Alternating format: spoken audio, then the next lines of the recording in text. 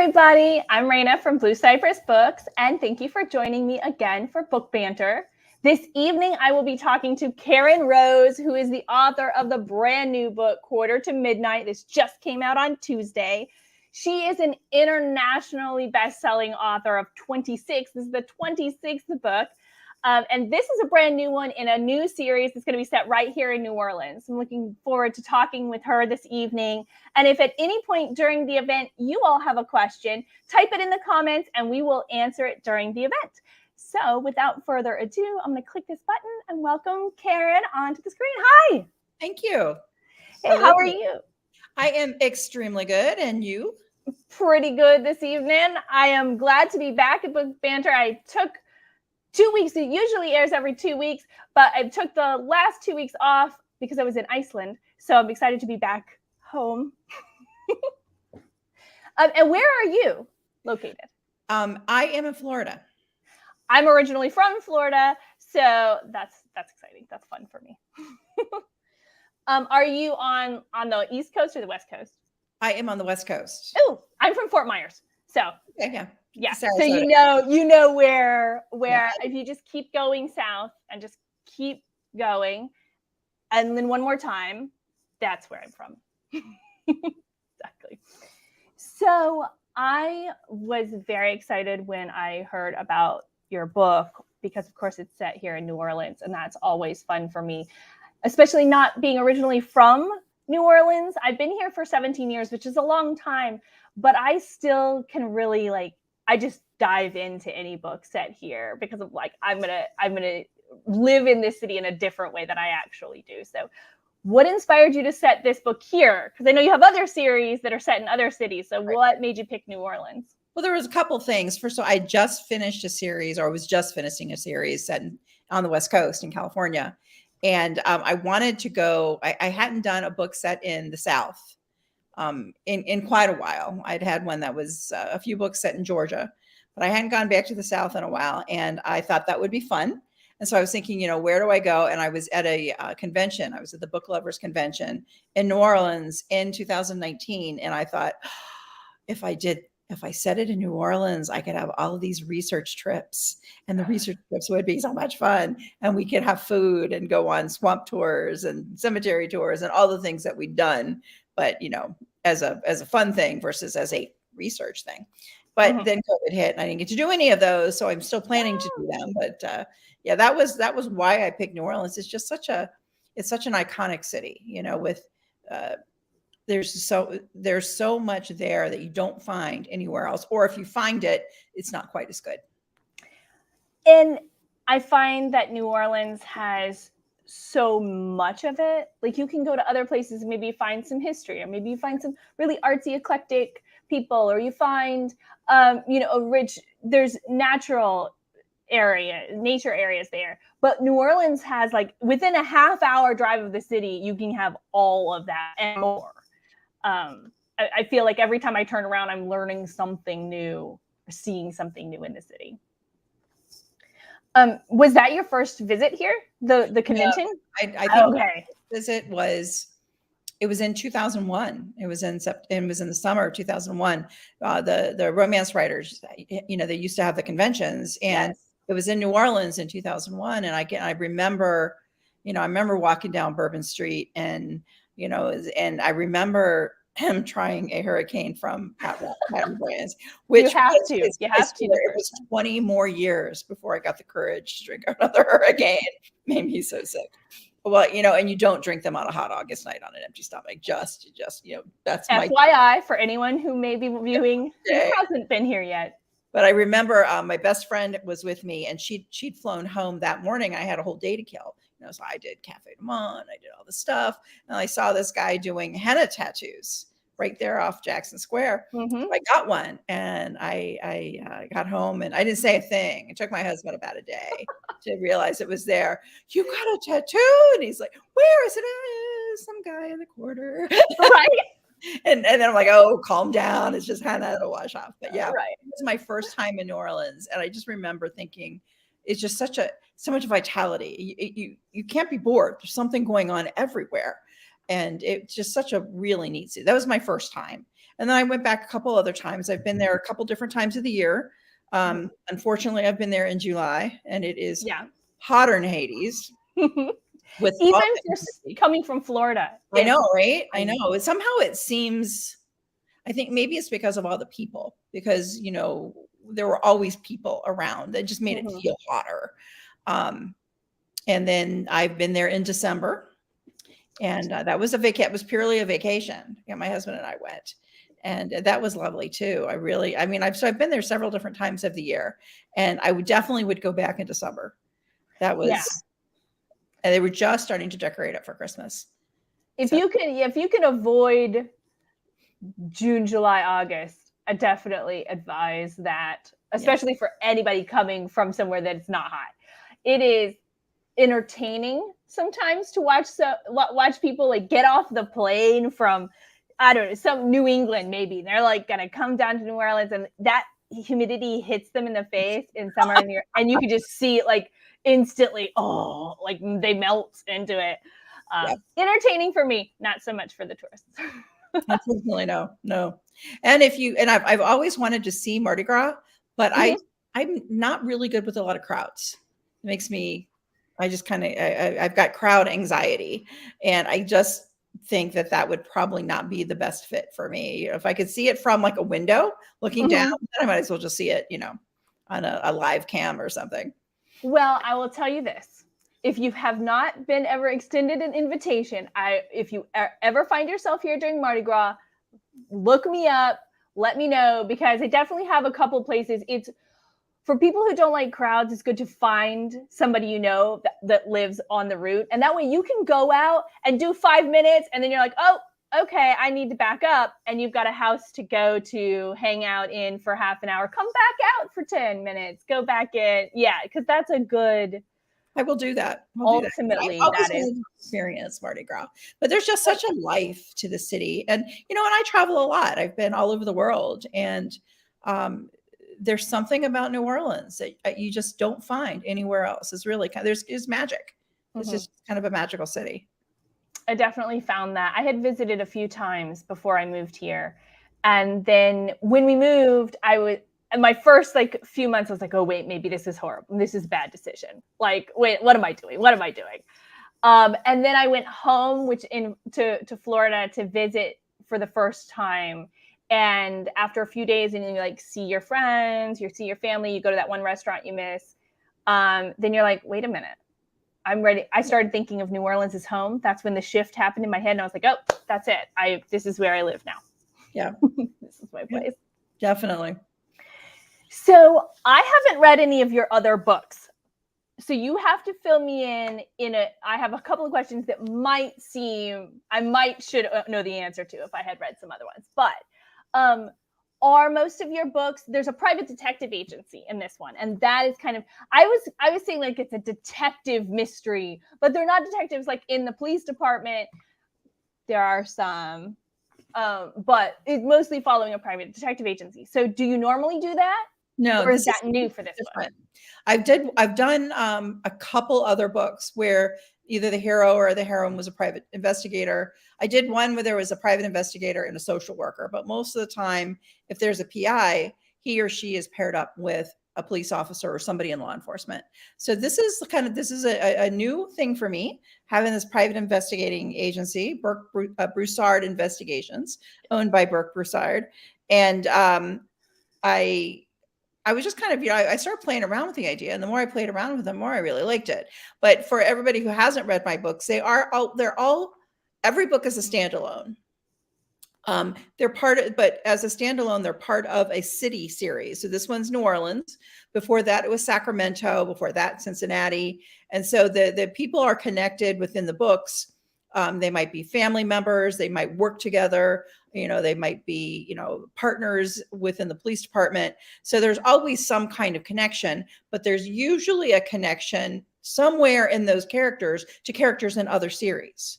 So for example, inside the Sacramento series, and this was really fun for me, there were characters from a bunch of different series that actually ended up in Sacramento. But the last book was Tom Hunter's book. He is the son of the heroine in my very first book that came out in 2003. And everybody kept saying, "Where's Tom's book?" Well, he's 14. Let's let him grow up a little bit. So in book years, I waited until he grew up. But there were a couple characters that in the Sacramento series that were visiting from New Orleans. That was one of the other reasons I decided to put it in New Orleans because of that. So if you've read Say No More and Say Goodbye, you'll recognize Farah and Andre as having been introduced in those books. There's also a couple Easter eggs from, characters from previous series that if you've been with me from the beginning or you've read all those books, you'll recognize and, kind of just, here we are, here's what the wife's doing, here's what the kids are doing. It's just nice to kind of reminisce. But this is a whole new group of private investigators. And Burke runs the PI service, but his right hand is Molly Sutton, and he and Molly were Marines together. He was her CO, and when he left the Marine Corps, he went to work for New Orleans Police Department. She went back to North Carolina, where she worked with the State Bureau of Investigation. And both of them, for different reasons, have left their respective police departments. She's come to New Orleans after a family tragedy with what's left of her family, her sister and her niece, to make a new life. So she's been in New Orleans for a couple years now, working for Burke. And Burke gets a visit from Gabe Hebert, who is the son of his former partner in NOPD. And Gabe's father has died. It looks on the surface like a suicide. Gabe knows it's not. And the reader knows it's not too, because the reader's there in the prologue when it all happens. But Burke is like, "I'm too close to this. Your dad was one of my best friends. So I want Molly to take care of it." So that's how Molly and Gabe start out. They've actually seen each other before because Molly has been to his restaurant. Gabe's a chef.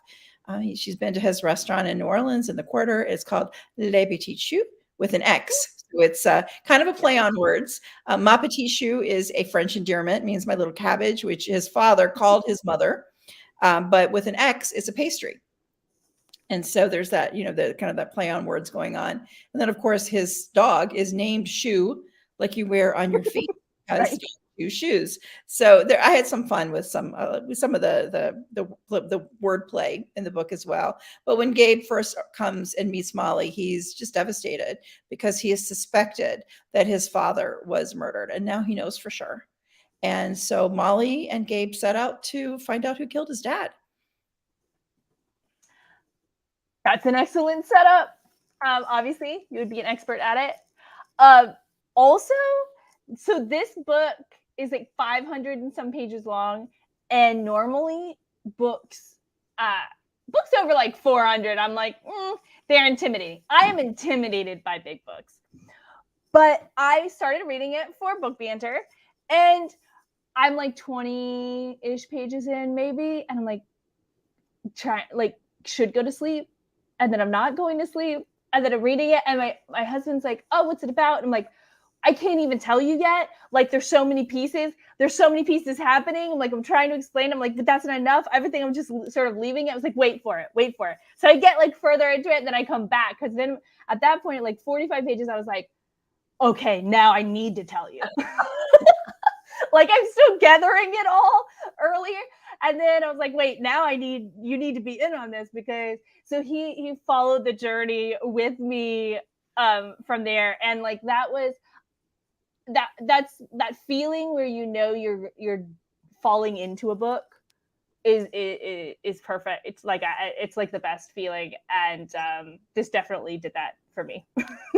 Well, thank you. A lot of times my books do have they have multiple plot lines going on at the same time. And then, they kind of all get braided in together, as the book goes on. There's a side story, side plot line with a young man named Xavier Morrow. He's a recent college graduate, along with his best friend Carlos. And Xavier lives in Houston. He was born in New Orleans, but left after Katrina as a child. And so he finds his way coming back to New Orleans, which is for him, I mean, having left right after Katrina, it was a very traumatic experience for him on a lot of levels. And so when Xavier is coming back, for him, it's not it's not a great reunion. It's a terrifying thing.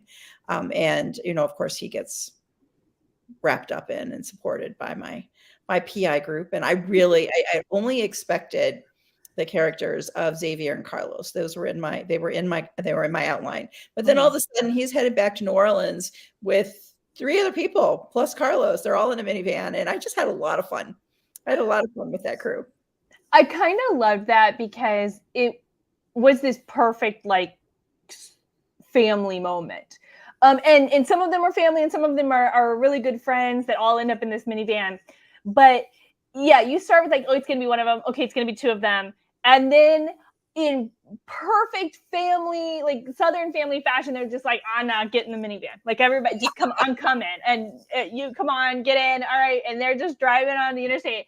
And yeah, there was this moment for me too. I'm like, wait a minute, there's like 5 people in this car, but it just happened so organically and perfectly, because if I were in that position, I would want everyone to come, to be like, no, I'm here, I'm going to support you.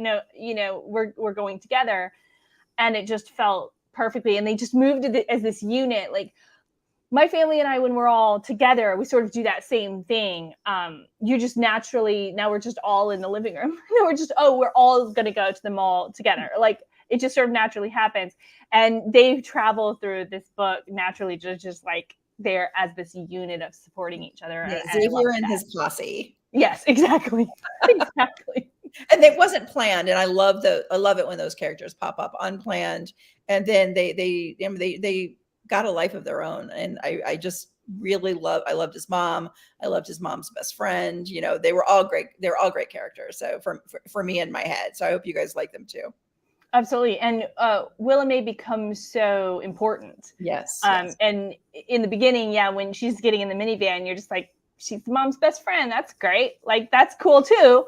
And then she becomes this very important piece. She's a very wise woman. And I just admired her character so much. So yeah, I had a good time. I really had a good time writing that group. And it's a little bit of levity, a little bit of, I can take a breath now. Between all the the other intense stuff that's going on. So yeah, I just that's part of what I like to put into books, that sense of family, and whether they're born family or they're made family. And so Burke's organization is made family, chosen family, versus some of the other families are they're born in their blood family. So I like to have a mixture of both. Yeah, and that plays what life is. Exactly. It is. And when I like how Burke seemingly has gone out of his way to build a company. They are his employees, but they have to be people you trust if you have a PI firm, but they feel like family as much as they're paid to do the job. Yes. Yeah, for sure. Yes. And so when you were talking earlier about putting characters from your other books into new books, do you plan that, or they just pop in like these characters?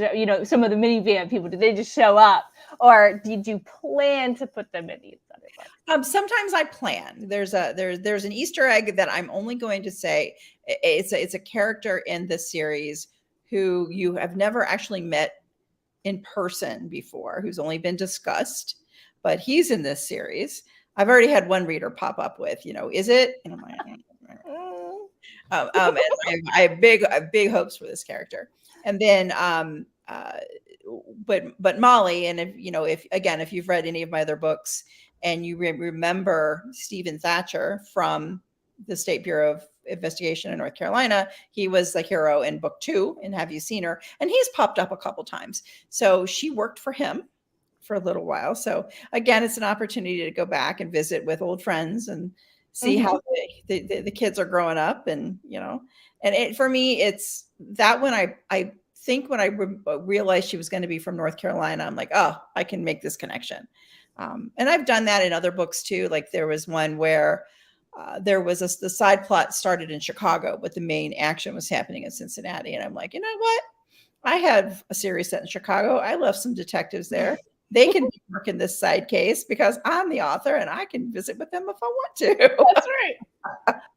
So do you have like a map of this? Do you have this written down somewhere, all these characters and how they're connected, or is it all, do you just have it all in there? Probably 98% of it is in my head, which is, after 26, 20 some books, it's starting to get a little bit crowded up there, but they're still all up there. They're still living. I know where they are. I know what they're doing. I know if they've had children. So they just kind of go on. They spool forever in my head.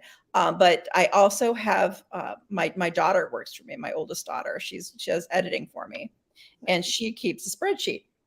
And it's actually called Mama's Book People. And I don't think she realized we'd ever be able to see the title of it, because we're like, oh, that's really cute. She goes, I didn't mean anybody to see that.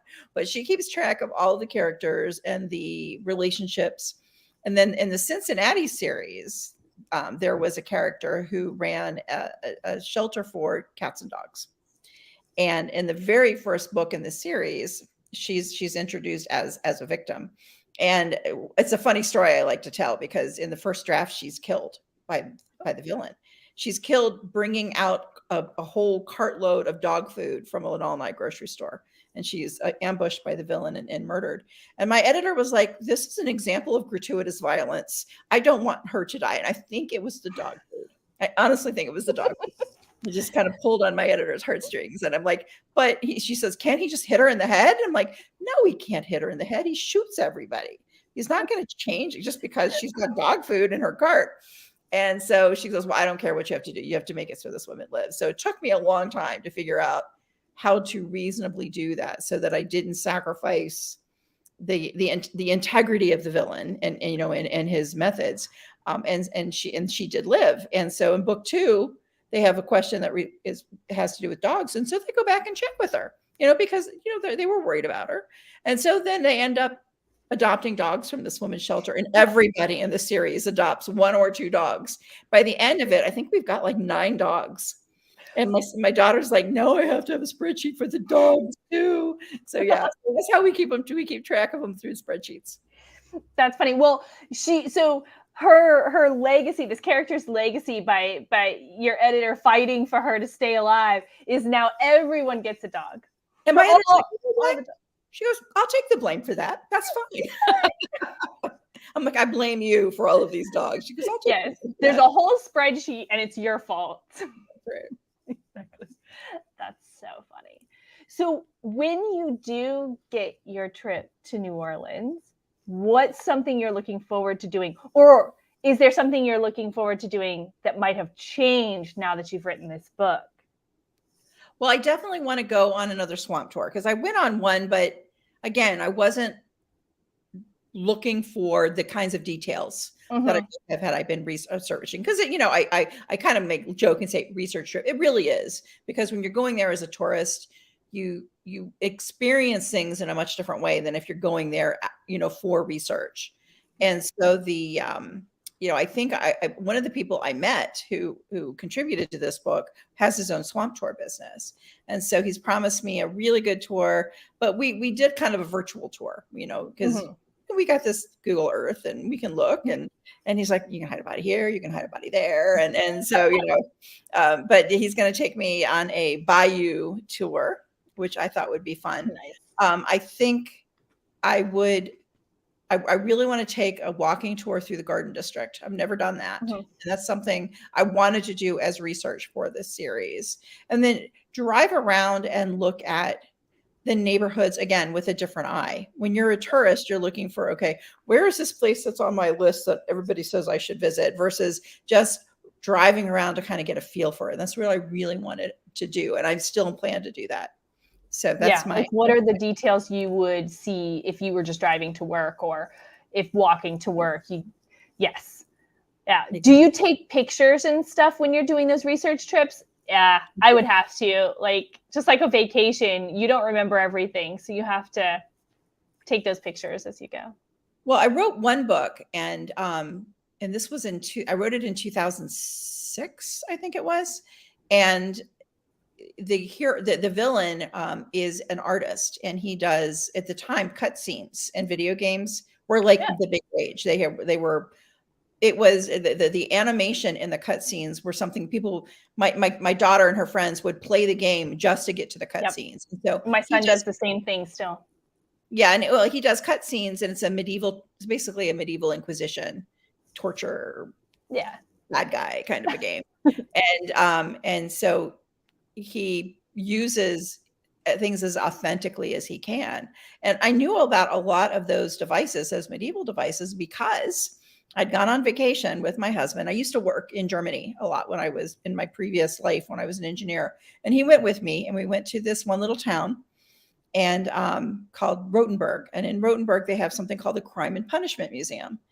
And he's like, "Oh, we got to go." And I'm like, I was looking at the pictures, and they're like, the Inquisition chair with all these nails in it. I don't want to see that. And he goes, "Oh, come on, it won't be that bad." And it really wasn't. 75 or 80% of it was normal crime and punishment tech, how they punished people for yelling at their neighbor or stealing, a thing of wine or something like that. They had one little room that had all of these medieval things in them. And I remember going, "Oh my God, this is awful." But it stuck in my head. And when it came time to write that book, I'm like pulling all these details out. I'm like, I really wish I'd taken pictures. I really wished I'd taken better notes. Luckily, they had a website. It was all in German, but I was able to see the pictures I needed to see. And so when you see it as a tourist, you're taking in different kinds of information than if you're looking at it to research, to be able to depict it as people actually living there. Mm-hmm. So you said that you were introduced to this person who took you on the swamp tour, or who's going to take you on a swamp tour for this book. So you didn't know them before, and then you're asking them questions like, "Where would you hide a body?" What now? I said, and then, so you didn't know them before, but now you're asking them questions like, "Where would you hide a body?" So how does that work? How do you say hi? Hey, Can I ask you? Sometimes it works really well, and sometimes they back away, back away from the crazy lady. But they knew I was a murder mystery writer, and so they knew the kind of questions I would be asking, and I'm sure I wasn't the first person to ask them those questions. And things like when I in Florida, I had somebody came and did some work on my house once. And I was working on a book, and he overheard me talking to my husband about it. He goes, "If you want to hide a body, you go down to Mayaca State Park." He says, "They've got quicksand, they got gators. If you," and I'm looking at this man like, "Oh my God, you're not an author. How do you know this stuff?" Right. Back away. Well, and you're just volunteering the information. Like, no one asked you. You're just like, "I can contribute to this conversation." I know. I was like, but I do have to be careful where and when I talk about these things. And, because people do listen in. I was with my writing group, and we went to, it's a place in the town where I sometimes go in Northern California, where they all live. And we were in the bar, and we were just talking about the brainstorming session we'd had that day. And we see this group of elderly men get up and move across. I'm like, "Oops." That is hilarious. Yes, he did not seem overly the swamp, the Bayou tour gentleman did not seem overly concerned by my questions. I think he was told to expect it by our mutual friend. Yeah, that makes sense. So what made you, if you were a teacher at one point and an engineer you just mentioned, so what made you make the leap to mystery thriller novels? Why that genre? Everybody asks this question. And when I was an engineer, I traveled a lot. I traveled a lot internationally. I've been all over the world, and I speak some Spanish. So like if I would go to Venezuela, I could watch TV, but none of the other places. And so I was bored. And in those days, this was in the mid 90s, ebooks weren't a thing. So if you wanted to read a book, you had to carry the copy with you, and either leave it or lug it with you everywhere you went. And I would always read through my books almost before I even got there. And all of the books in the English language bookstores in the cities were ones I'd read already, because they're going to be the big authors. Right. And so I just started writing books to keep myself busy, really, because I couldn't understand the TV. And I told the story once. I was in a library in South Africa. The lady on the front row said, "Honey, I just would have gone to the bar." And that never even once, I just stared at her like, I guess I could have. It never occurred to me. So that's how I started writing, but it was a hobby. So I wrote as a hobby for at least 5 years. Nobody knew but my husband, and maybe one or two close friends knew. And one day he came home, and I wasn't writing mysteries at the time. These were like romance or women's fiction, kind of somewhere in between. And because I didn't know, I was writing these books for me. They were fun for me. My children were small. They were my Calgon moment. You know, they'd all go to bed. I'd sink into my, you know, what are these guys going to do today? And I remember he brought me home one day. He'd taken the kids to the half price bookstore so I could work on my stories, just have some me time. He comes home from the half price bookstore in Cincinnati with a 25-cent book that's called How to Market Your Romance Novel. And I still have the book. It's still got all the Post-it notes in it because I took notes and, you know, all the things. I did all the things. And it wasn't that first round of queries I sent out, but it was the second that actually got some traction. And I signed with an agent. And she said, you know, you have a suspenseful voice. Have you ever considered writing suspense? I was like, you know, I like suspense. I like Law and Order. I like to read mysteries. And so what I did was I said, well, let me think about it. And I went back and I read a story, because I'm always the one, like, I can name that killer in 2 scenes, you know, whether it's a book, a movie, whatever, I can name that killer. And I wanted to find a book that surprised me. How did they do it? And I picked a book where I was actually surprised at the end, because most of the time I'm not. And I read it. I didn't read it backwards, like, you know, word for word backwards. I read it chapter for chapter backwards because I knew who the bad guy was. And I wanted to see, how did she hide the clues? And what I realized was she didn't. They were all there in plain sight. But I was so interested in the other characters, I forgot to look. Oh, I can do that. So that's when I started writing suspense. And I sold my first book about a year later. And that was in the end of 2001. That book came out in 2003. And I've just been writing ever since. Nice. Yeah. Nice. So it started out as a hobby. And one of the things that, you know, people say, well, what's your big advice? And one of my pieces of advice to aspiring writers, because there's so much pressure these days, and there's always been pressure to publish. But now with self-pubbing and so many routes to being published, I think the temptation to race ahead before you really get your craft honed and your voice clear in your own head, I think there's a lot of temptation to race past the basics. And one of the blessings I think I had was writing for fun, writing in secret. There were no expectations except my own. And I was able to kind of hone my craft in those years and figure out, you know, what does work, what doesn't work. So that when I got ready to publish, it had been almost 10 years at that point. You know, when my first book came out, it was 10 years to the month from the day I wrote my first chapter for fun. Right. And so, you know, it's just, and I have to remember this when I get overwhelmed as well, but step back and remember why you enjoyed doing it, what made you love it. And it was the people. It's the people in the books, because they become real people. So don't write to be published. Write because you love it, and the rest will come. That is amazing advice, and I love it. How many of the books that you wrote before you got an agent or got published have been published, or are they all new now that you're? They're all they're all new. Though first. The first book I wrote was, and it was kind of this saga. It was this family saga.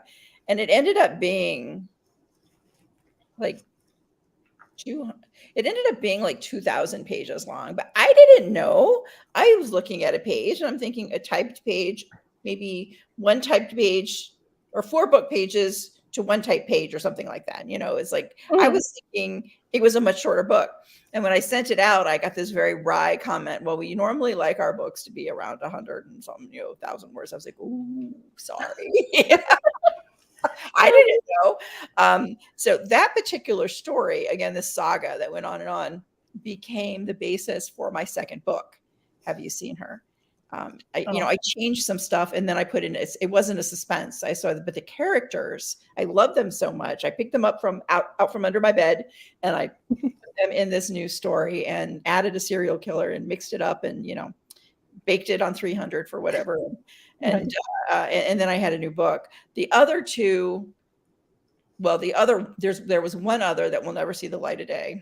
And, but the third one actually became my first book, Don't Tell, but I wrote it 5 times, completely differently, 5 times. The only things that stayed the same, the prologue never changed. And that was the prologue that had my first agent asking me if I'd ever considered writing suspense, because it was a suspenseful prologue.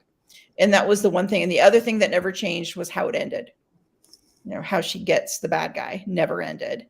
But everything in between changed depending on what I was learning and who I was talking to. And, I had joined a writers group at that point and was listening to experts and people who had a lot of experience and, just kind of pulling it all into my book. So out of those 3, one group of characters got carried over and one book gradually became my first published book.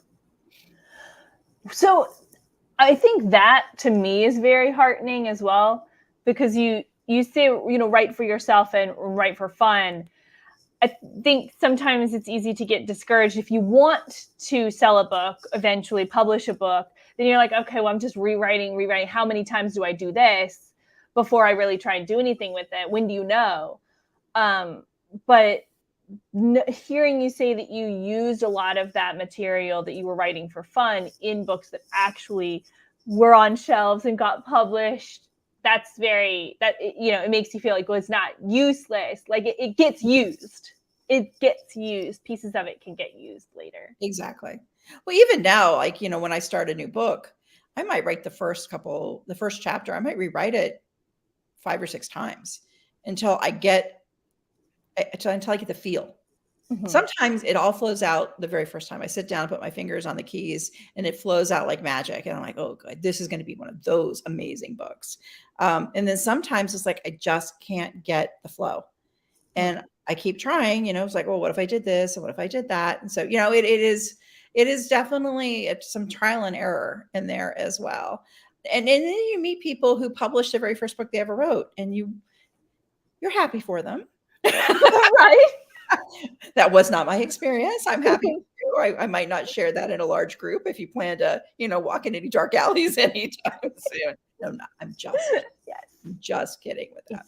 But yeah, there is definitely a lot of trial and error and tossing out pages. And was it Say No More? I knew what I wanted the book to be, and my editor suggested incorporating a different element, and I tried it. I really tried it, and I ended up with 200 pages I had to throw away. But those are 200 pages that weren't complete waste of time, because they were the details that, maybe 1/100th of it went into the actual book. But I knew it was about a cult. I knew that cult. I knew how it had started, and those little details then trickled in through the series. So it's not a waste of time. Yeah. It's almost like because you're sort of building this cult on your own, you're doing like the research. Exactly. Yeah. Exactly. For it. You have to build the history of the organization or the cult or whatever it is. You're creating it. So you have to build that from the ground up. And I know people who write fantasy, they have entire volumes that's just their world. It's their world building. So that's kind of what I was doing at the time. I didn't call it world building, but that's kind of what it was. And, so it's, if you find yourself frustrated, back away for a minute, take a deep breath, remember that you started writing because you had stories in your head, people talking at you that won't shut up, and focus on them versus it's hard. It is hard because there's so much going on these days. There's so much to distract you. And I'm very ADHD. I'm very distractible. It is hard, I'm telling you, but it's worth it. When it finally works, it's worth it. Yeah.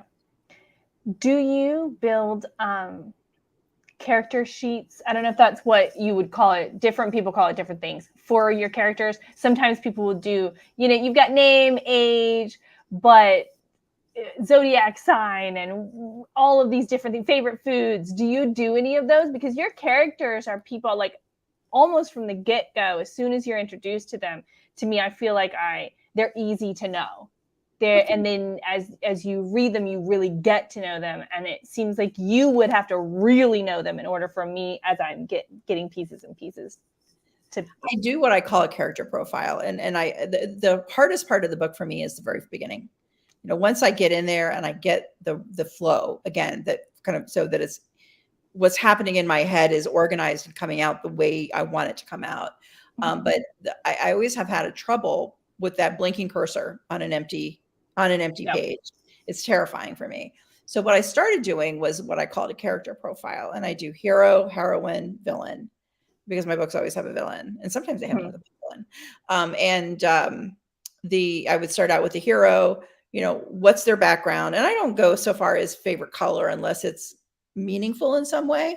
But you know, eye color, how big they are, you know, how short they are, hair color, where's their family from? Do they have a family? You know, and then I'll do family and friends. So is their family blood family? Is their family found family? Is it a combination of both? And then who's their work group? And by the time I get to the end of that, I pretty well know them. And then I'll do the same for the heroine. And then I'll and spend a lot of time on the villain.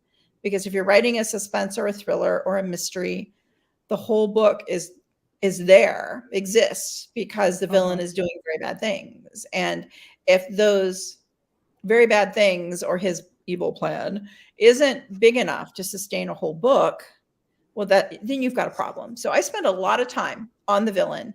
I spend a lot of time developing his motivation. Why? Because if his motivation is strong, then it can carry through the book. And he has to be very smart. So I spend a lot of time on the villain. By the time I get to the end of that, I've actually started writing the book in my head. And then I might write a little summary. And then I'm like, well, this is what happens in the first chapter. And by the time I know it, I'm actually writing the book. So I kind of sneak myself in that way. I psych myself out to start the book without saying, you have to start a new book today, you know? And so I kind of sneak my way in. And I find that those character profiles are very helpful, especially if I have to go back after a couple books and bring that character back. Like what was, you know, what were they, you know, what kind of person are they? And so, you know, but I build little worlds around each character, and then I figure out how all those worlds are going to collide. Yeah. Well, because everybody has their own story.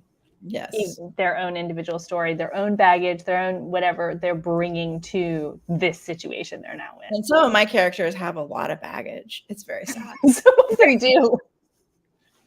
I'd say most of these characters that I really got to know in this one, they come with some baggage. Yeah, but it works. I have to be careful because there was one character she was in my first book, and terrible things. She was a side character. Terrible things happened to her. And I bring her back, and then, like a couple books later, more terrible things happened to her. But then she gets her own book, and I had to live with all those terrible things, and I had to be in. I'm like, well, I might not do that again. Don't pile on the terrible things. Just one layer of terrible things. That's right. There was one character I wrote, and I'm like, oh my God, I've had her kidnapped twice. You're like, what are the odds that this would happen to someone 2 times?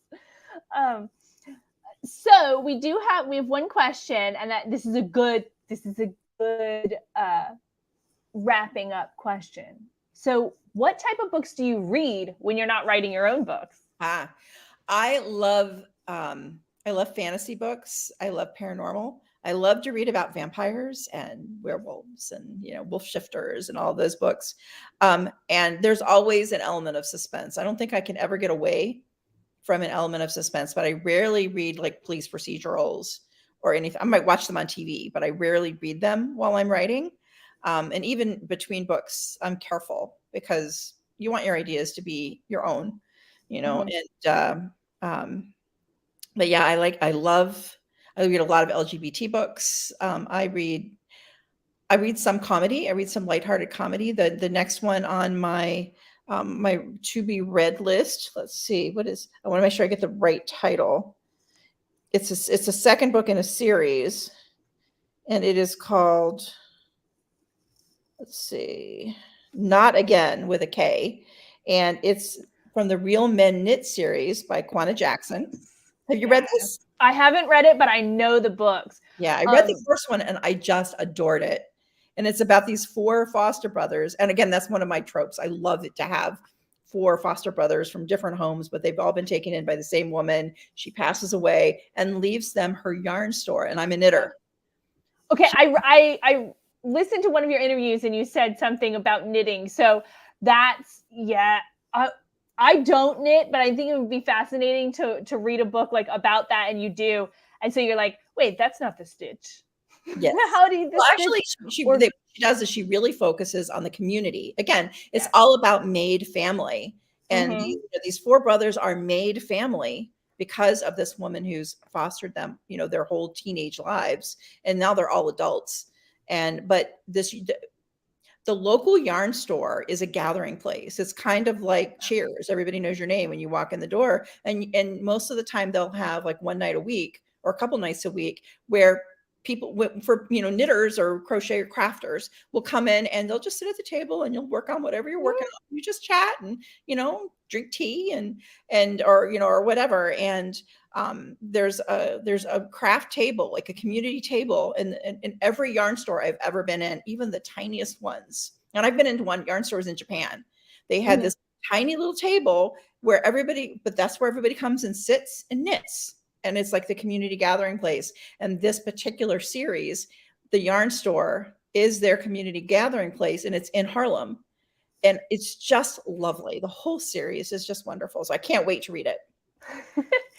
I have. We have those at the bookstore, and I haven't read them yet, but we have a few people that are fans. So they're ones that I've seen repeatedly. They've come up, and that the knitting aspect is fascinating. Anytime you add in something that's just like a little bit different, I'm like, okay, now like it just takes that little bit of spark of being like, oh, this is going to be different. So I'll have to give them a shot. Yeah, it's wonderful. And there's another one that's actually set in New Orleans. Farah, have you had Farah Rashan? Yes, we did the release for her latest book, The Hookup Plan. Yes, The Hookup Plan, on last Saturday. So it's amazing. Yes, New Orleans. Farah is amazing, and yes, that is partially set in New Orleans, and then she's going to be writing some more that are like complete New Orleans books. Oh, that's wonderful. Yeah, I don't know any further details. The Farah series, Farah Rashan series, is about these three women who become friends because they're all dating the same guy, and they find out that he's dating them all at the same time, and they're having none of that. And the scene in the very first book where they're having none of that, and he gets to confront all three of them at the same time is hilarious, cathartic. You're just like, you want to scream, yay, go. And I love Farah's books. I'm a big fan of Farah. I've known her since she was, oh God, well, so much younger than we all are now. When she was first, starting out as a writer, and I've just been so delighted to watch her, her books get so much critical acclaim, so many starred reviews. So if you're looking to read, and these books I don't think they have killers in them. If it were me, the knitters would, be secret assassins with knitting needles, but that's not their stories. Their stories, right? But yeah, if you're looking for just a lovely family story, it's with characters that you want to have as your own neighbors, I highly recommend those two authors. So I will add, the knitting books aren't coming up with what I'm typing. The first book is called Real Men Knit.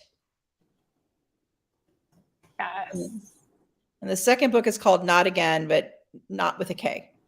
Got you. So right? It's perfect. Oh, the other book that I'm reading, it's a magic book. It's a romance, and it's one of those magic books that's set. It's an urban fantasy, so it's set in our world, but there are magic beings that we don't know about. Yes. And it's called Harmony of Fire by Brian Feehan, who's a really good friend of mine. It's just his writing is lyrical. There's a poetic cadence, and it's beautiful. His work is beautiful. So that's the book I'm reading right now. That's your current read. All right. So I'm going to type in Harmony of Fire. I have the link to that here as well. That was a good list of recommendations. That was you're an expert. You got this. I'm a reader. I was a reader before I was a writer. So yeah, I'm a lifelong reader. Yes, for sure. So how many books do you read a year? This is the last question. Oh, mercy. That's just my personal, I want to know. I would probably say 10. That like to write and read simultaneously. Well, not simultaneously, but like throughout the year, you're writing and reading books. To me, that's impressive. I don't know what the average like writer reads, how many they read, but like I'm not writing barely anything. I read about 65 books a year, but I include everything because everything needs to count. This big, that big, it all counts. I do too. But, some of those are audiobooks because by the time I get done writing, my eyes are tired and I just want somebody to read to me. Yeah. And I can sit down and close my eyes, listen to an audiobook. I can knit. I can play the fish game that I spend entirely too much time with online, and just have somebody read a story to me. And again, I'm really partial to paranormal books. I just finished a series by Louisa Masters, who it's so much fun. I've actually listened to this series twice. It's narrated by Joel Leslie, one of my favorite narrators. Mm-hmm. It's about this group of paranormal beings that live amongst us, and they have their own government, and bad things are about to happen because there are some rogue elements in their community, and they're hilarious. It's laugh out loud kind of hilarious, but they're good. They're such good books. So yeah, I count the ones I listen to as well. Oh yeah, for sure. Me too. Audiobooks, that's reading. Graphic novels, that's reading. It all counts. It all counts. It all counts. Well, I want to thank you so much for joining me this evening for Book Banter. Everybody, grab a copy of Quarter to Midnight. The link is in there. It was the first link that I put in the comments. We have signed book plates at Blue Cypress. So if you order them through us, either that link or give us a call or stop by, you'll get a signed book plate with your book. And I can't wait to read the next one in the series. Well, thank you. Thank you very much. Oh, can I slide one more thing in there? Absolutely. Okay, so the next book in this series comes out next summer, but I'm starting a second series. So I'll have 2 books a year. And the second, the first book in that series is set in San Diego. And it is called Cold-Blooded Liar. And it's more of a mystery kind of a series where there's some suspense elements too, as well, of course, but I can't stop that. But this also, as opposed to the existing books where you have a different couple and a different villain every book, these are the same couple in every single book. So 2 ongoing series, whichever New Orleans and whichever comes after it, plus the San Diego series. And the first book is called Cold-Blooded Liar and is out in March. Excellent. So not to confuse yourself at all. No, you got this. I believe in you. I can do it. In your spreadsheets, your daughter's spreadsheets. She's like, Mom, really? I'm like, yeah, really. It's happening. You're younger than me. Keep up. You got this. Exactly. All right. Well, have a lovely evening. And again, thank you for joining us. And thank everyone for watching and your comments, Linda. I appreciate it. Thank you so much. Bye.